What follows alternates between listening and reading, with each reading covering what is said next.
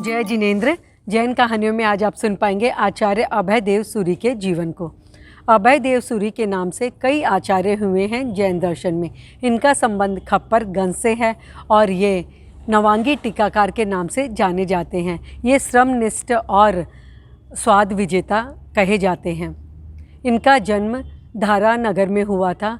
इनके पिता का नाम महीधर और माता का नाम धन्नी देवी था। उस वक्त धारा नगर में राजा भोज का शासन था।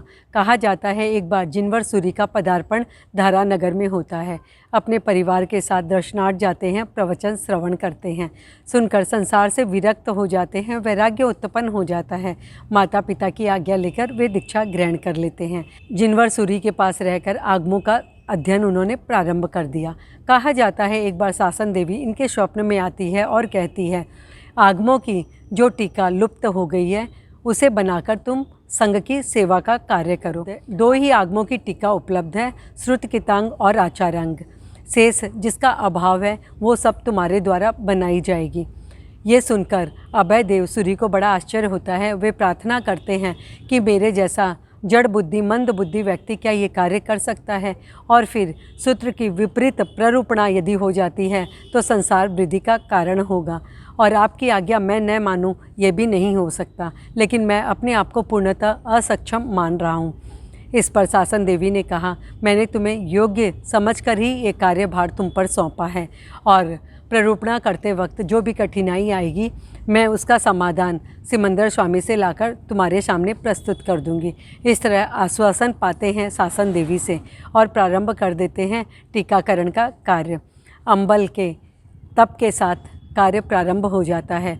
प्रतिदिन का अंबल और अत्यधिक श्रम, रात में देर तक जागना, इससे उनके शरीर में ऊष्मा पैदा हो जाती है और कुष्ठ रोग हो जाता है उनके शरीर में। उन्हें अपने आप पर शंका होने लगती है। तब उन्होंने धर्मेंद्र देव को याद किया। धर्मेंद्र देव ने आकर उन्हें गहरी नींद में सुला दिया। पद्मावती देवी और धर्मेंद्र देव ने क्रिया के द्वारा उनके शरीर को स्वस्थ किया और पहले की तरह उनकी काया कंचन हो गई, और उन्हें आश्वस्त किया कि वह इस कार्य को भली प्रकार संपादित कर पाएंगे।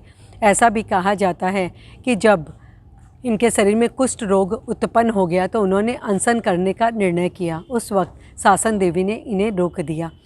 ये टीकाकरण का कार्य जब संपादित हो जाता है, संपन्न हो जाता है, उसके बाद वे पधारते हैं पालूदा ग्राम में, और उस वक्त उन्हें समाचार मिलता है कि वहाँ के श्रावकों के जहाज डूब गए हैं। इसीलिए धर्म सभा में श्रावक अनुपस्थित थे। वे स्वयं जाते हैं श्रावकों की बस्ती में और उन्हें आश्वस्त करते हैं कि सब कुछ ठीक हो जाएगा, तुम्हारा माल तुम्हें वापस मिल जाएगा। श्रावकों ने कहा, यदि हमारा माल मिल जाता है तो हम बेचकर जितना भी हमें मुनाफा होता है उसका आधा भाग हम साहित्य सर्जन में लगाएंगे। और कहा जाता है वैसा ही हुआ। आचार्य अभय देव सूरी का काल 11वीं-12वीं शताब्दी का माना जाता है।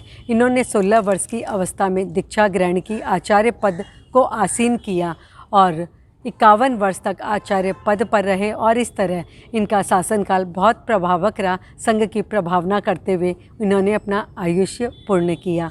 जय जिनेंद्र। जैन धर्म की रोचक जानकारियों के लिए देखते रहिए जैन कहानियाँ। जिन आज्ञा विरुद्ध कुछ भी कहा हो तो मिच्छामि।